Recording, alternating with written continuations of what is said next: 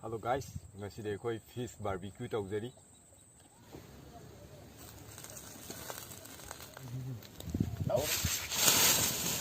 Yadre ngasi di musuk mugre mai dharu dage. Nong stare. Hey! Hi. Khoi na video thagat pa matam dana. Chahi ama khakhi matam sida ma ji monetize taw traga di video se muk mathangi chahi je lang thorpa kan di mai timing je maina 1 year pi e ko YouTube se ado silan thoki sida ai video khara sum haidi mango budi na te ado taw taw boy na monetize se ta haning bagi hai tare ni ko si taw ba yam do ni si na ding bagi video se nam chab da maina video khara di mang ba yaw re bang base ta sim mai di aina kak that pagi mang boy du ne ko aina ka aga su mymda haidi sum interest over mi khara di yaw ni khan ba si aina video se complete of silaga video ahum gumana ama sare da ko hai khara kelap na ina video se namjakhiba maina video ahum sina hwjik se video ama kak se hwjik sem ga chablo jare ko ta sem mai di 3 years ago da thaga khaba video du ne se kak khre aduna yengba phang roi di YouTube channel si da yaw dre yaw dre mina ai di sida kanong na thaga pe wa ni haidi no na thaga pa na ya yaw na thaga pa na tabida I forka di aroi bi thadar na mo du ne ba ado koi da su sum video gi YouTube ke mai thaga pe na tabida sa de amna ke ta am du ma gi ba du ba o video di o ya ni ngaje khoi chopaga phare da na ko koi moida gumba ta gumba na tawraga ngaje phara ni do phara matung di da koina louraga yaiba sumai tawra chaba gi oidune ba ada sidai sida thengna je step ahum thongna aina video ahum sida manada bi da ngakta ne ba haidi magi preparation style tawbagi cooking magi thonggi haitare ama louba gi sumai tharaga sumai tawra ka da na chaba ya da bai su yaure makhan makhan di sumai tawra do video se yemina se yamna funny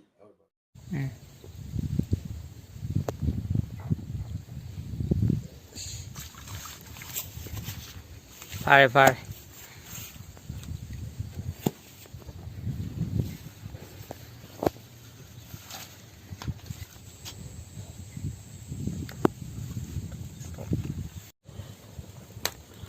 nga khara mathau taw seng sidi mai je chan doi ni si dai sing ding je loi di bok sa hang ga doi ni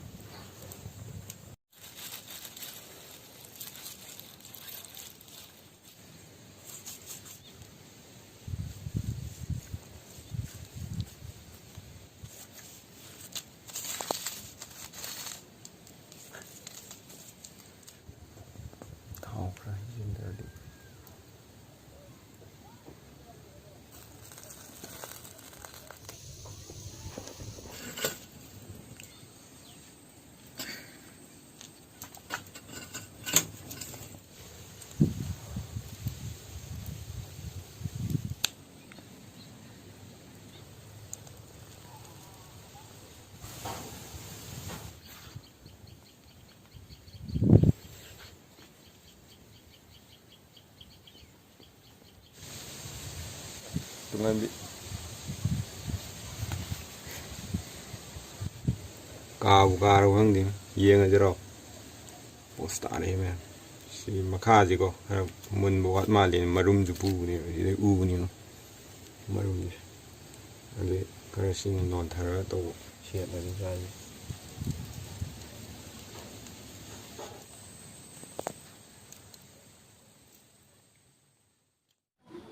ai si di berane ado koi mathangi video ani su je mu game ina se ko me ado koi na 1 day 2 days sang na number video se koi na only 2 minutes khata da ina thagat chaga dori bu nga di phadri mai di hana thagat pa hojare nga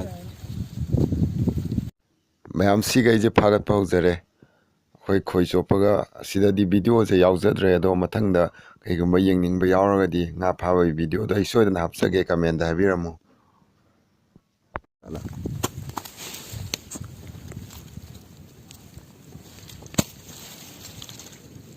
Chathokpa. Kamal kap ani mi di payak. Chathokpa. Sudah yengbiro. Chathokpa. Nga se bau zare.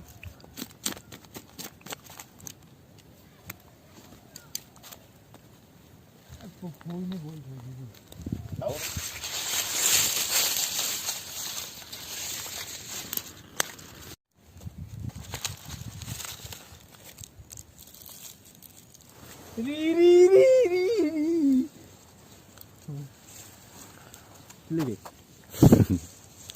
Chahi.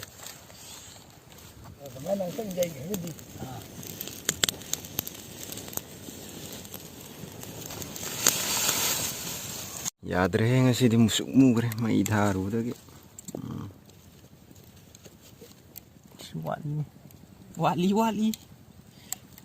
Ti wali.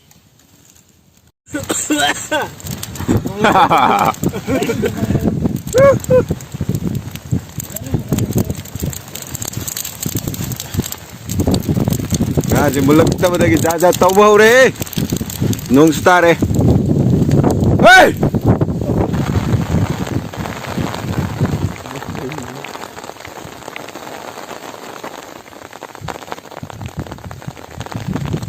Ngado, 지금 가만히 떠오르게 yengsi. Eko yeng toursi. Oi, padare sini.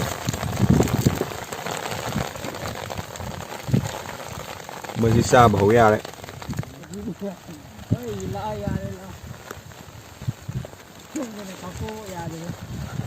Ai sa ra cái có gì mẹ.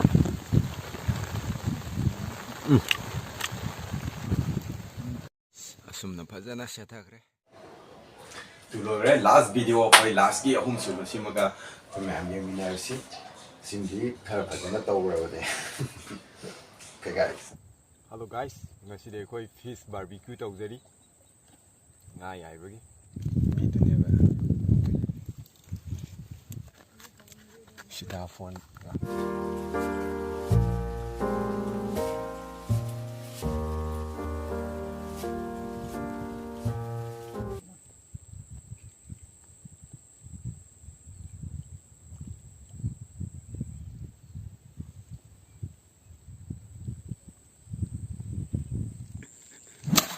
Yes, balik.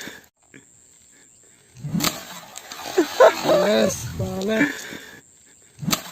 Yes, balik. Sini. Tahu deh. Yare. Yare pare. Is mako kai wana yenge. Headshot. hwjik ki dum mako ko pung chai le. Thu ma phai ni.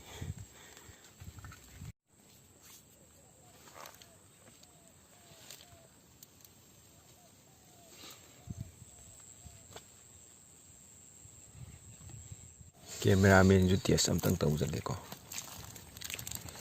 So smile tawrani moi chai je.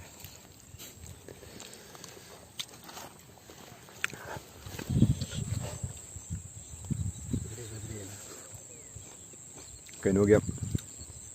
Sida phone game sampra jaure. Ngasi gi nen kha hawra. It is. Nasi cái hao. Học cho cái nhờ. Mấy phút cờ tha nói nè ngay.